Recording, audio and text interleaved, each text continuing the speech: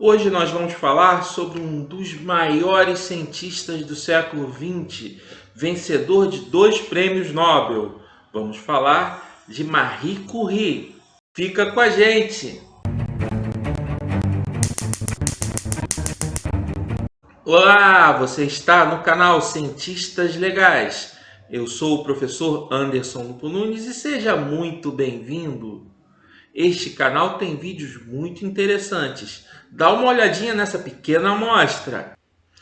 Nesse vídeo temos o processo de fusão nuclear que ocorre em nosso Sol e é uma energia do futuro. E nesse outro vídeo é sobre acidentes nucleares, muito bom também. Você que está chegando por aqui agora, não se esqueça de se inscrever no canal e deixar o seu like aí quando assistir o vídeo. Valeu? Tamo junto! Realmente, ela foi uma cientista incrível, uma desbravadora, uma mulher que conquistou o seu espaço.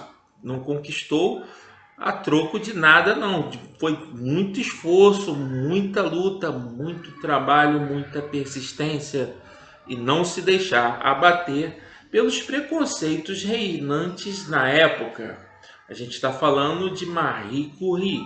Ela nasceu em Varsóvia, na Polônia, em 7 de novembro de 1867, com o nome de Marie Sklodowska. É difícil pronunciar, desculpem. Ela era filha de um professor de física e de uma pianista, e desde cedo ela aprendeu os caminhos da ciência. Por uma certa época, o pai de Marie Curie teve que levar o laboratório de física para casa porque as autoridades proibiam que fossem feitas experiências na universidade. Cancelaram os laboratórios, né? Teve que levar toda aquela aparelhagem para casa e Marie, curiosa e com espírito investigativo, desde criancinha, já foi lidando com toda a parte experimental, foi aprendendo tudo isso dentro de casa. Nessa época, a Polônia fazia parte do Império Russo e o regime era muito autoritário e cruel. Nada era permitido. Após concluir seus estudos secundários, Marie não pôde ingressar na universidade porque os estudos de nível superior eram proibidos para mulheres naquela época. Assim, ela teve que estudar numa universidade clandestina, a Universidade Volante de Varsóvia. Às vezes é citada como Universidade Flutuante de Varsóvia. Era a única que aceitava mulheres, mas funcionava de forma clandestina porque não seguia as regras do governo. Marie teve que trabalhar duro para conseguir juntar dinheiro e seguir os passos da sua irmã mais velha e se mudar para Paris, a fim de poder prosseguir seus estudos da maneira mais adequada. Então, ela trabalhava, dava aula de física, de matemática, de química, para arrumar dinheiro para conseguir sair de Varsóvia e ir para Paris. Ela conseguiu isso com 24 anos, em 1891. Nessa altura, Marie Curie já tinha uma grande experiência de laboratório, era bem habilidosa em vários aspectos e já estava realizando suas pesquisas acerca de elementos novos que estavam sendo descobertos. Mas o seu laboratório em Paris era modesto, não tinha muitos recursos. Então, ela conheceu nessa época Pierre Curie e ele permitiu que ela trabalhasse em seu laboratório, que era amplo e tinha muitos equipamentos e recursos. Assim, iniciou o convívio entre eles. E esse convívio gerou um enamoramento. Pierre pediu a mão de Marie em casamento. Ela relutou um pouco, sabe como é que é aquela história e tal, mas acabou aceitando e eles se casaram em 1895. A parceria entre eles era mais intelectual, científica, de pensamento do que propriamente um casamento. Eles eram parceiros e companheiros de trabalho. E juntos eles conceberam diversos experimentos e revolucionaram a ciência. Em 12 de setembro de 1897, nasce a filha do casal Pierre e Marie Curie, a Irene Jolie Curie. Em 1903, Marie Curie, Pierre Curie e Henri Becquerel ganharam o Prêmio Nobel de Física pela descoberta da radioatividade, nome dado por Curie, Marie e Pierre. Em 6 de dezembro de 1904, nasce Eve Curie. Ela foi a única da família Curie que não ganhou um prêmio Nobel, porque ela era escritora, pianista, concertista, crítica musical, jornalista e humanista.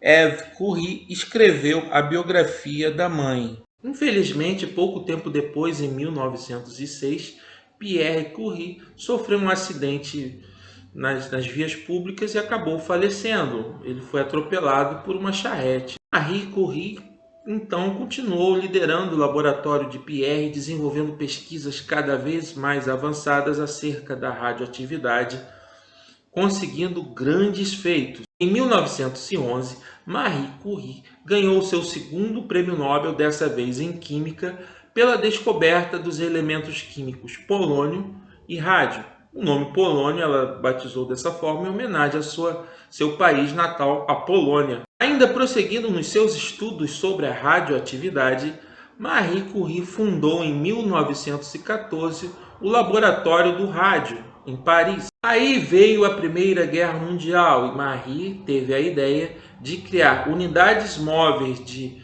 radiologia para fazer exames de raio-x e cuidar dos soldados feridos na guerra. Ela se tornou diretora do Serviço de Radiologia da Cruz Vermelha. E essas unidades móveis, com esse tratamento radiológico, eram chamadas de Petit Curie ou Pequena Curie. Em 1925, Marie Curie, em seu laboratório, chamado Laboratório Curie, ainda desenvolvia grandes pesquisas nessa área, em companhia de sua filha Irene, que seguiu seus passos dentro da ciência. Liderado por Marie Curie, o Instituto do Rádio gerou, além dos prêmios Nobel de Marie Curie e Pierre Curie, mais 4 vencedores de prêmio Nobel, incluindo a sua filha Irene e o seu genro Frederic. Irene Juliette Curie e seu marido Frederic ganharam o Prêmio Nobel de Química em 1935 pela descoberta da radioatividade artificial. Isso aconteceu pouco mais de um ano após o falecimento de Marie Curie. Em 1934, Marie Curie visitou a Polônia pela última vez. Ela já estava doente, estava com leucemia e veio a falecer em 4 de julho deste mesmo ano, em 1934. E a leucemia foi decorrente da exposição que ela teve à radiação durante longos anos. Os objetos pessoais de Marie Curie, os seus cadernos de notas, equipamentos que ela usava e tudo mais, emitia altas doses de radiação até hoje. Para que a pessoa possa consultar, ler diretamente os manuscritos de Marie Curie, ela deve vestir uma roupa especial de proteção contra a radiação. Mas o que é radiação? O que é radioatividade? A radioatividade é uma propriedade que alguns átomos têm de emitir energia na forma de partículas ou ondas. Isso faz com que esses elementos químicos tornem-se menos pesados e mais estáveis. Agora eu vou explicar para vocês algumas questões técnicas muito importantes, como o tempo de meia-vida e coisas desse tipo. Segue aí. A radioatividade pode ser de natureza corpuscular, como as partículas alfa e beta que são emitidas pelo núcleo atômico no decaimento radioativo, ou de natureza eletromagnética, como raios gama, raios X e algumas outras frequências na faixa do ultravioleta. As partículas alfa são 2 prótons e 2 nêutrons, ou seja, o núcleo do átomo de hélio. As partículas beta são elétrons, que a massa é muito menor do que a partícula alfa, ou pósitrons, que têm a mesma massa do elétron, só que com carga positiva. Daí são chamados beta- e beta-. E temos as radiações eletromagnéticas, que são ondas eletromagnéticas, raios X, raios gama, frequências na faixa do ultravioleta ou mais. Para determinar o decaimento radioativo de um átomo, nós usamos essa expressão exponencial que aparece aí. O número de partículas num certo momento é igual a n0 vezes a exponencial de menos lambda vezes t. Então, num tempo t igual a zero, temos a condição inicial do decaimento. N corresponde ao número de partículas, e à medida que dá início o decaimento radioativo, esse número vai diminuindo de acordo com a expressão. O lambda é chamado de constante de decaimento radioativo. E se fala muito em tempo de meia-vida. O que é isso, tempo de meia-vida? O tempo de meia-vida é o tempo necessário para que ocorra o decaimento da metade das partículas de uma amostra. Então, é quando esse n fica igual a n0 sobre 2, ou seja, metade das partículas. Simplificando a conta, como vemos aí, chegamos a essa expressão. Assim, o tempo de meia-vida é igual a log de 2 dividido pela constante de decaimento radioativo. A importância do uso da radiação é muito grande, principalmente para fins terapêuticos, para diagnóstico, para tratamentos contra o câncer e coisas assim. Vamos dar uma repassada em todos os legados da descoberta da radioatividade, como ela é útil e benéfica para o ser humano. Vamos ver. Uma interessante aplicação da radioatividade é o teste de carbono 14. O carbono em maior abundância na natureza é o carbono 12, número de massa 12. O carbono 14 ele está decaindo, ele não é estável, ele é instável. E a proporção entre carbono 12 e carbono 14 nas substâncias, nos seres vivos e tudo mais é sempre constante. Como os seres vivos absorvem o carbono 14? Primeiramente, os vegetais, pela fotossíntese, absorvem o carbono que está na atmosfera. Uma parte desse carbono, como falamos, é o carbono 14, por causa da interação com os raios cósmicos. Assim, os vegetais possuem uma proporção de carbono 14, uma pequena porcentagem de carbono 14. Os herbívoros se alimentam dos vegetais e aí tem essa mesma proporção de carbono 14 em seu organismo. Os animais carnívoros se alimentam dos herbívoros e aí tem também essa mesma proporção de carbono 14. Então, os seres vivos possuem sempre a mesma proporção de carbono 14 na natureza. Quando eles vão se alimentando, vão mantendo constante essa proporção do carbono 14.